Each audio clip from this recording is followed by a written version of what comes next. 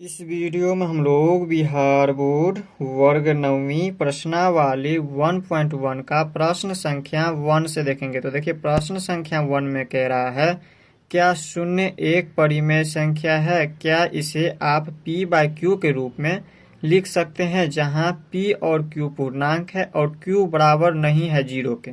तो चलिए इन प्रश्न को समझते हैं हम अपने कॉपी में। तो यहाँ पर देखिए अध्याय 1 प्रश्नावली 1.1 और वर्ग है नवमी।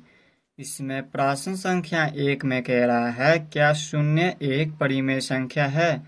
क्या इसे आप p बाय क्यू के रूप में लिख सकते हैं, जहाँ p और q पूर्णांक है और q बराबर 0 नहीं है। तो यहाँ पर प्रश्न समझिए क्या कह रहा है। प्रश्न में कह रहा है, क्या शून्य एक परिमेय संख्या है? शून्य, ये जो शून्य है, क्या यह शून्य एक परिमेय संख्या है? ये परिमेय संख्या क्या होती है? ऐसी संख्या जिसे p बाय क्यू के रूप में लिखा जा सकता हो, जहाँ p तथा q पूर्णांक है और q बराबर 0 ना हो, वो हमारा परिमेय संख्या होता है। तो देखिए ये क्या एक शून्य परिमेय संख्या है? तो हाँ, शून्य एक परिमेय संख्या है। आगे कह रहा है, क्या इसे आप p बाय क्यू के रूप में लिख सकते हैं? तो शून्य को हम 0/1 लिख सकते हैं। यहाँ पे 0/1 लिख सकते हैं। इसी को हम चाहे तो इस तरह से भी लिख सकते हैं। देखिए शून्य ये हमारा p के स्थान पे है, शून्य जो है ये हमारा p हो गया और नीचे हो गया q। देखिए अगर बट्टे में कुछ भी ना हो तो 1 हम दे सकते हैं। और इसमें क्या कह रहा है, यहाँ पर कह रहा है p तथा q पूर्णांक है। तो देखिए p, ये जो p है ये 0 और ये 1, ये दोनों क्या है? पूर्णांक है। पूर्णांक के बारे में हमने आपको पिछले वीडियो में बताया हुआ है। परिमेय संख्या के बारे में भी हमने पिछले वीडियो में बता दिया है। अगर आपने मेरा पिछला वीडियो नहीं देखा है तो आई बटन में आपको लिंक मिल जाएगा, वहां से जाकर के देख लीजिए। तो यहाँ पर देखिए ये p बाय क्यू के रूप में आ रहा है, तो ये हमारा शून्य क्या हो गया? परिमेय संख्या हो गया। आगे कह रहा है जहाँ p और q पूर्णांक है, p और q पूर्णांक है। p देखिए ये शून्य शून्य क्या है? पूर्णांक है। और 1 भी क्या है? पूर्णांक है। देखिए q बराबर 0 नहीं होगा कभी भी, याद रखिएगा ये q बराबर 0 नहीं होता है। तो यहाँ पर देखिए 1, ये 0 यहाँ पर कभी भी यहाँ पर जो है 0 नहीं आना चाहिए। यहाँ पर 1 ले सकते हैं, यहाँ पर 0/2 लिख सकते हैं, यहाँ पर 0/3 लिख सकते हैं। इस तरह से यहाँ पर कुछ भी संख्या ले सकते हैं। बस यहाँ पर q का जो है यहाँ पर मान शून्य नहीं आना चाहिए। तो हम यहाँ पर इसका उत्तर में लिख देंगे हाँ, लिखेंगे हाँ, शून्य एक परिमेय संख्या है। शून्य एक परिमेय संख्या है। परिमेय संख्या है। पूछ रहा था क्या शून्य एक परिमेय संख्या है, तो हम कहेंगे हाँ शून्य एक परिमेय संख्या है। और इसे हम p बाय क्यू के रूप में लिख सकते हैं। देखिए शून्य एक क्या है? परिमेय संख्या है। हाँ, शून्य एक परिमेय संख्या है। आगे कह रहा है इसमें क्या इसे p बाय क्यू के रूप में लिख सकते हैं, तो हाँ इसमें लिखेंगे हाँ, और इसे हम p बाय क्यू के रूप में लिख सकते हैं। शून्य को हम 0/1 में लिख दिए इस तरह से, ये p और ये q के स्थान पे है।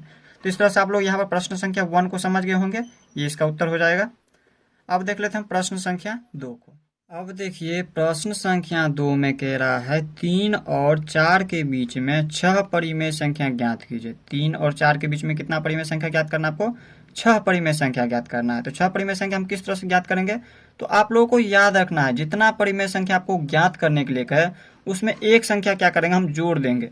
जैसे 6 परिमेय संख्या कह रहा है, उसमें एक संख्या को बढ़ा दीजिए, 6 + 1 कर दीजिए। 6 + में 1 कितना होता है? 7 होता है। 7 से हम क्या करेंगे? 3 और 4 के बीच में, यहाँ पर कह रहा है 3 और 4 के बीच में, इन दोनों के बीच में 6 परिमेय संख्या निकालना है। तो इन 7 से जितना परिमेय संख्या कहे ज्ञात करने के लिए, उसमें हम क्या करेंगे? एक संख्या बढ़ा देंगे। और उससे हम क्या करेंगे? 3 में भी हम यहाँ पर उसमें 7/7 से गुना कर देंगे, और 4 में भी हम क्या करेंगे? 7/7 से गुना कर देंगे। इसे आप लोगों को याद रखना है। इसमें हम यहाँ पर 3 और 4 के बीच में 6 परिमेय संख्या ज्ञात करने के लिए ऐसा किए हम। इसको अगर हम काट दें 7/7 से, तो बस यही 3 बच जाएंगे। इसमें भी 7/7 काट दें तो 4 बच जाएंगे। तो यहाँ पर देखिए 3 सत्ते के 21, इसे हम दूसरा तरीका से भी हल कर सकते हैं। इसका मतलब ये नहीं कि सिर्फ ऐसे ही हल कर सकते हैं, दूसरा तरीका वह है। अगर आपने मेरा पिछला वीडियो नहीं देखा तो उस वीडियो को जाकर देखिए, उसमें हमने आपको बताया हुआ है जो परिमेय संख्या हम किस तरह से हल करते हैं। और बट्टे में ये 7 है तो 7 लिख लीजिए। अब इसको भी हल करेंगे, कितना होगा? 7 चौके 28 बट्टे में 7। अब देखिए इसको हम इस तरह से लिख सकते हैं, 21/7 और 28/7। इन दोनों के बीच में क्या करना है? 6 परिमेय संख्या ज्ञात करना है। तो 21 के बाद कितना होता है? 22, तो 22/7, 23/7, 24/7, 25/7, 26/7, 27/7। इस तरह से यहाँ पर देखिए तो इसमें 6 परिमेय संख्या निकल चुका है। यहाँ पर देखिए इसको हम काट दे तो इतना ही आ जाएंगे। देखिए 3 7 के 21, 3 आ गया। और यहाँ पर देखिए 7 या के 21 होता है ना 3, और यहाँ पर इसके बीच में ये 22/7, 23/7, 24/7, 25/7, 26/7, 27/7।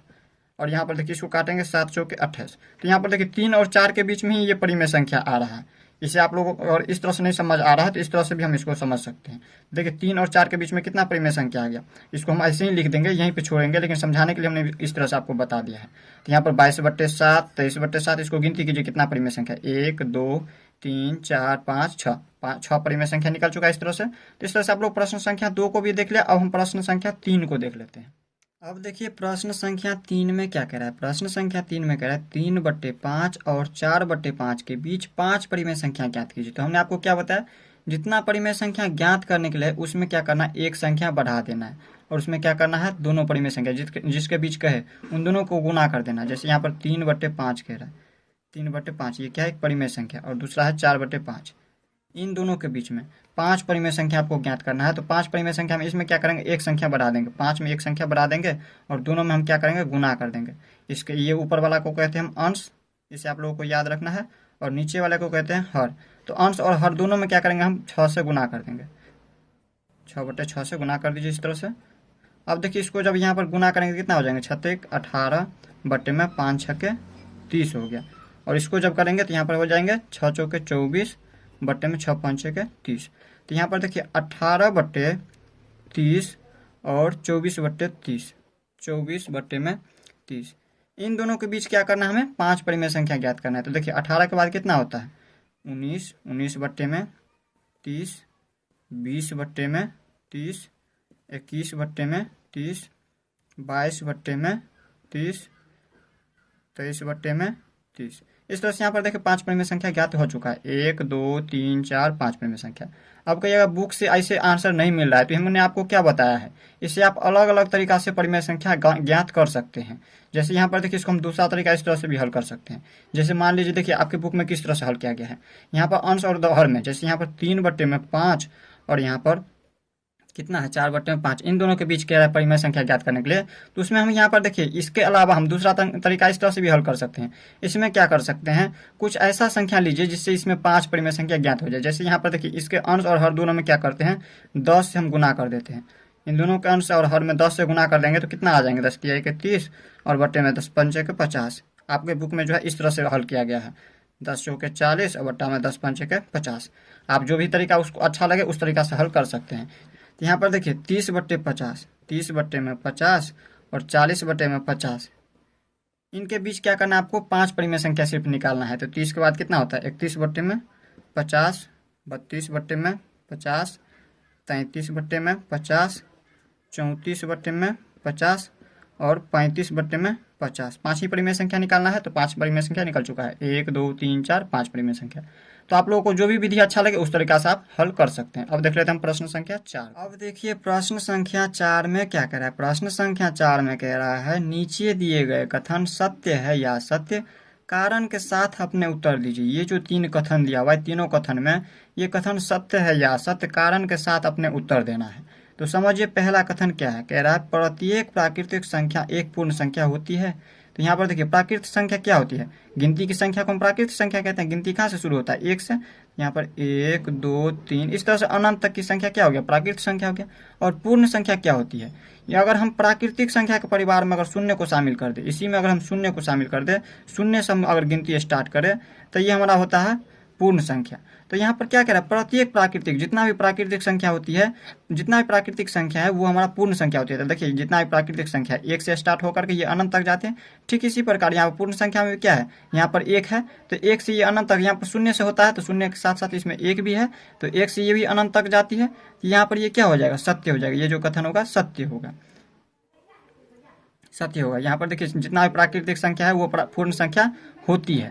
अब देखिए दूसरा प्रश्न है प्रत्येक पूर्णांक एक पूर्ण संख्या होती है। अब पूर्णांक संख्या क्या होती है, पूर्णांक में होता है धनात्मक, ऋणात्मक और शून्य। जैसे शून्य, ये शून्य हो गया, ये ना ही धनात्मक है और ना ही ऋणात्मक है। और धनात्मक संख्या क्या होता है, 1 2 3 4 इस तरह से अनंत तक की संख्या। और ऋणात्मक संख्या क्या होता है, माइनस में 1, माइनस में 2, माइनस में 3, ये सारा क्या है हमारा, इसी तरह से ये अनंत तक जाएगा। तो यहाँ पर देखिए ये हमारा पूर्णांक संख्या हो गया। और पूर्ण संख्या क्या होता है, तो पूर्ण संख्या भी हमने आपको बताया शून्य से जो शुरू होता है, 0, 1, 2, 3, 4, इस तरह से ये अनंत तक की संख्या, जितना भी संख्या आगे होगा वो सारा पूर्ण संख्या होगा। तो क्या कह रहा है, प्रत्येक पूर्णांक, जितना भी पूर्णांक है वो पूर्ण संख्या होती है। तो प्रत्येक पूर्णांक पूर्ण संख्या कभी भी नहीं हो सकती है। क्यों नहीं हो सकती है, तो यहाँ पर देखिए धनात्मक में अगर देखें तो यहाँ पर शून्य से आगे जाए तो ये तो हमारा पूर्ण संख्या हो सकती है, लेकिन यहाँ पर देखिए पूर्ण संख्या में ऋणात्मक संख्या नहीं आती है, तो यहाँ पर ये हमारा असत्य हो जाएगा। ये कथन क्या हो जाएगा, असत्य हो जाएगा। अब इसी तरह से यहाँ पर है तीसरा कथन, प्रत्येक परिमेय संख्या एक पूर्ण संख्या होती है। परिमेय संख्या क्या होती है, जो p/q के रूप में हो, जैसे 1/2 हो गया। इसी तरह से यहाँ पर -5/6 हो गया। तो ये सारा क्या हो गया, हमारा परिमेय संख्या हो गया। और पूर्ण संख्या क्या होता है, पूर्ण संख्या 0 से जो प्रारंभ होता है, 0, 1, 2, 3, इस तरह से जब हम 0 से गिनती स्टार्ट करते हैं तब ये अगर ये हमारा पूर्ण संख्या होता है। प्राकृतिक संख्या के परिवार में अगर हम शून्य को शामिल कर दे तो पूर्ण संख्या प्राप्त होता है। और परिमेय संख्या क्या होता है, p/q के रूप में होता है, और पूर्ण संख्या कभी भी p/q के रूप में नहीं होता है। ये भी क्या हो जाएगा, कथन असत्य हो जाएगा। जितना भी परिमेय संख्या है वो पूर्ण संख्या कभी भी नहीं हो सकती है, इसे आप लोगों को याद रखना है। तो ये भी क्या कथन क्या हो जाएगा, असत्य हो जाएगा, असत्य हो जाएगा। तो इस तरह से आप लोग यहाँ पर प्रश्न संख्या 4 तक इस वीडियो में देख ले। नेक्स्ट वीडियो में लोग इनसे आगे देखेंगे। तो मिलते हैं नेक्स्ट वीडियो में, तब तक के लिए गुड बाय।